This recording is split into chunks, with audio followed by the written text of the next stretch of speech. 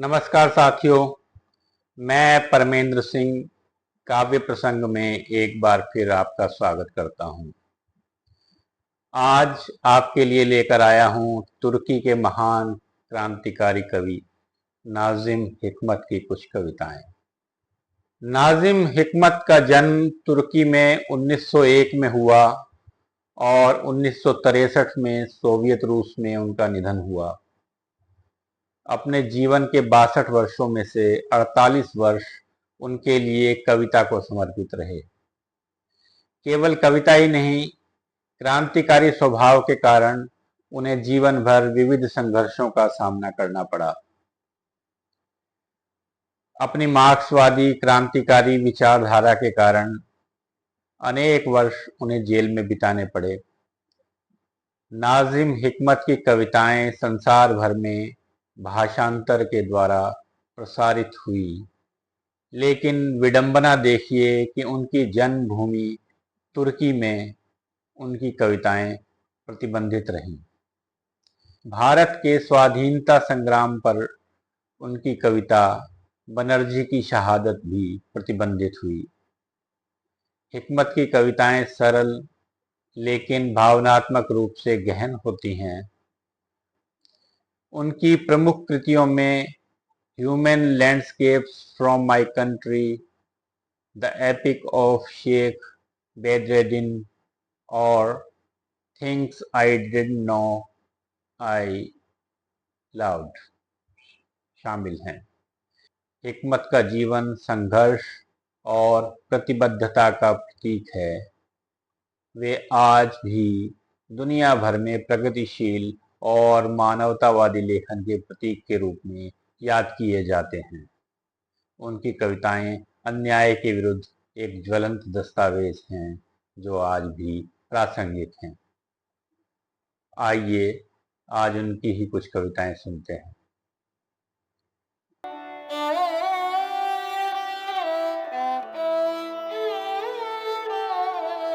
कविताएं शुरू करने से पहले मेरा निवेदन, यदि आपने काव्य प्रसंग को अभी तक सब्सक्राइब नहीं किया है तो इसे सब्सक्राइब कर दें, बेल आइकन दबा दें, अपने मित्रों के साथ शेयर करें और एक सुंदर सी टिप्पणी के माध्यम से हमें अवगत कराएं। इससे हमें और बेहतर होने में मदद मिलेगी। का शीर्षक है मेरा जनाजा। मेरा जनाजा क्या हमारे आंगन से उठेगा?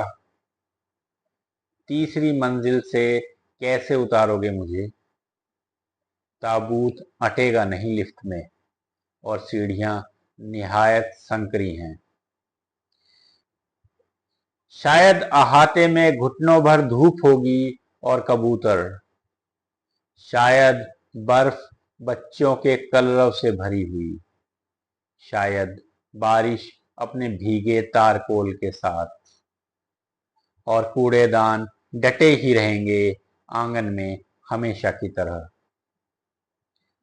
अगर जैसा कि यहाँ का दस्तूर है मुझे रखा गया ट्रक में खुले चेहरे, हो सकता है कोई कबूतर बीट कर दे मेरे माथे पर, यह शुभ संकेत है। बैंड हो या ना हो, बच्चे आएंगे मेरे करीब, उनमें उत्सुकता होती है मृतकों के बारे में। हमारी रसोई की खिड़की मुझे जाता हुआ देखेगी, हमारी बालकनी मुझे विदा देगी तार पर सूखते कपड़ों से। अहाते में मैं उससे ज्यादा खुश था जितना तुम कभी समझ पाओगे। पड़ोसियों, मैं तुम सबके लिए दीर्घायु की कामना करता हूँ। मैं तुम सबके लिए दीर्घायु की कामना करता हूँ। कविता का शीर्षक है मैं बूढ़ा होने का आदी हो रहा हूँ। मैं अब बूढ़ा होने का आदी हो रहा हूँ। दुनिया की सबसे कठिन कला दरवाजों पर आखिरी बार दस्तक देता हुआ अंतहीन बिछुड़न। घंटे गुजरते हैं और गुजरते हैं और गुजरते हैं। मैं समझना चाहता हूँ उम्मीद खोने की कीमत की हद तक। मैंने तुम्हें कुछ बताना चाहा और नाकाम रहा। संसार का जायका लगता है अल सुबह की सिगरेट जैसा। मौत ने भेजा है पहले मुझ तक अपना अकेलापन।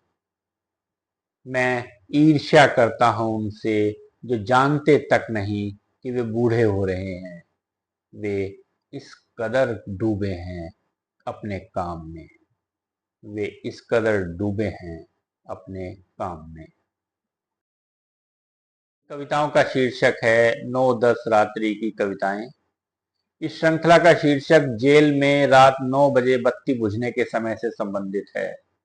हिकमत ने अपनी पत्नी पिराए से वादा किया था कि इन क्षणों में वे सिर्फ उसी के बारे में सोचेंगे और उसी को संबोधित करके लिखेंगे। यहाँ उन्हीं कविताओं में से दो कविताएं। पहली कविता है 22 सितंबर 1945। मैं एक किताब पढ़ता हूं, तुम हो उसमें। मैं एक गीत सुनता हूं, तुम हो उसमें। मैं रोटी खाता हूं, तुम मेरे सामने बैठी हो। मैं काम करता हूं और तुम बैठी देखती हो मुझे। तुम जो हो हर घड़ी मेरी सदा विद्यमान। मैं तुमसे बात नहीं कर सकता, हम एक दूसरे की आवाजें नहीं सुन सकते। तुम हो मेरी 8 साला विधवा। तुम हो मेरी 8 साला विधवा। दूसरी कविता है 24 सितंबर 1945। सबसे सुंदर समुद्र अभी तक लांघा नहीं गया। सबसे सुंदर समुद्र अभी तक लांघा नहीं गया। सबसे सुंदर बच्चा अभी बड़ा नहीं हुआ। सबसे सुंदर दिन अभी देखे नहीं हमने। और सबसे सुंदर शब्द जो मैं तुमसे कहना चाहता था अभी कहे नहीं मैंने। अभी कहे नहीं मैंने। कविता का शीर्षक है तुमसे पहले हो मेरी मौत। इस कविता का अनुवाद यादवेंद्र ने किया है। दिलचस्प बात यह है कि 1945 में पत्नी पिराये के लिए लिखी इस कविता को कुछ लोग नाजिम के लिए लिखी गई पिराये की कविता भी मानते हैं। तुमसे पहले हो मेरी मौत। मेरी दिली ख्वाहिश है कि तुमसे पहले मेरी मौत आए। क्या तुम मानती हो कि जो बाद में आएगा वह पहले वाले का पता ठिकाना ढूंढ लेगा? वैसे मेरा इस पर कोई यकीन नहीं। ऐसा करना कि मैं मरूं तो मुझे दफनाना नहीं, जला देना और अपने कमरे के चूल्हे के ऊपर कांच के एक जार के अंदर मेरी राख बंद करके रखना। ध्यान रखना शीशे के पार से दिखाई देता रहे अंदर, जिससे पल पल निहारती रहो मुझे। समझ सकती हो मेरा समर्पण। मैंने चाहा नहीं कि मिट्टी बन जाऊं, ना यह कि फूल बन तुम्हारे आसपास गुलजार किए रहूं। मैं तो बस यह चाहता हूं कि खाक बन जाऊं और हमेशा हमेशा के लिए तुम्हारे इर्द गिर्द बना रहूं।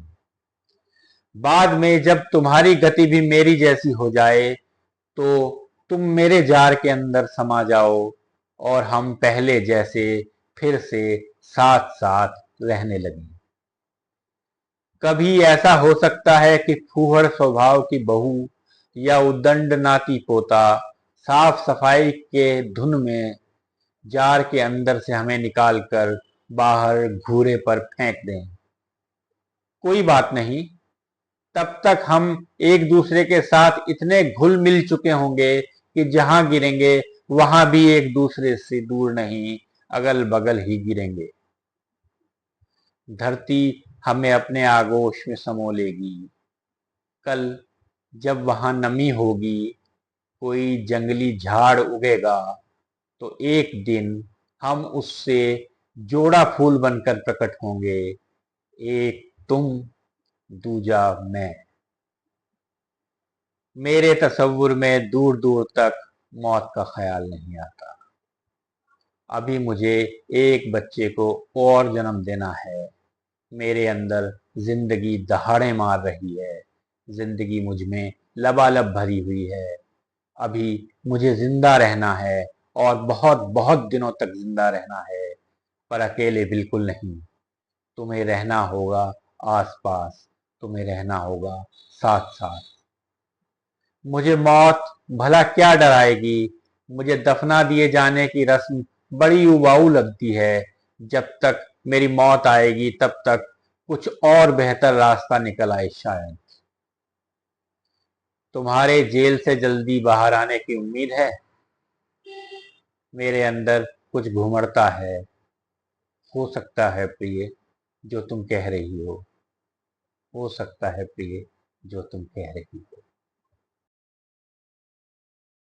कविता का शीर्षक है शैतान के लिए शोक गीत।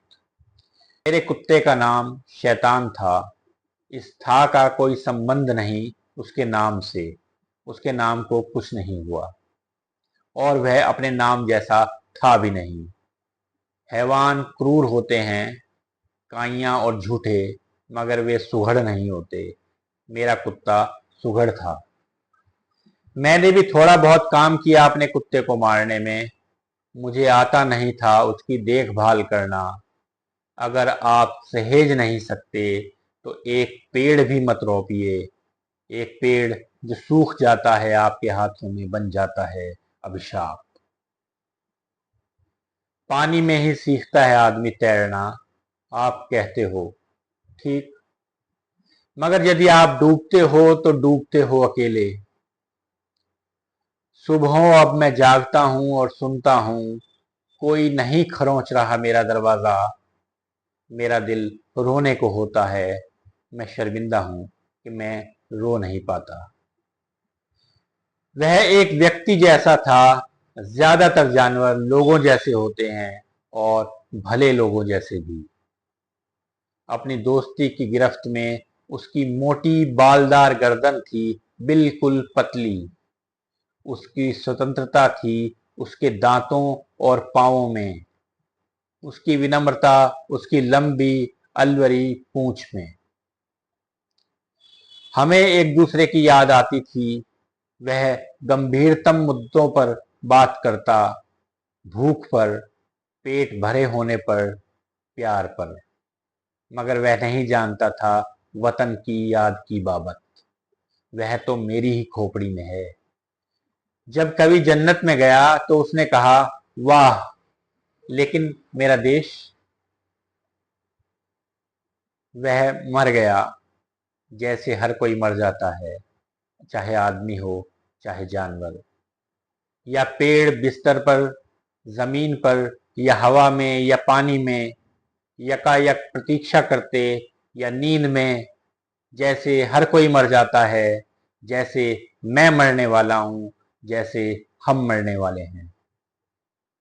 आज 98 डिग्री है छाया में भी। बालकनी से देखता हूं मैं वनांचल को। लंबे सतर चीड़ उठ रहे हो गहरे सुर्ख इस्पाती नील आकाश की पृष्ठभूमि में। लोग पसीज रहे हैं। कुत्तों की जीभें लटक आई हैं बाहर। वे सब जा रहे हैं झील को तैरने। अपनी भारी देहों को तट पर छोड़कर वे जानेंगे मछलियों की खुशी। वे जानेंगे मछलियों की खुशी। नाजिम हिकमत। शुक्रिया मित्रों। फिर मिलते हैं किसी और कवि की कुछ और कविताओं के साथ। धन्यवाद।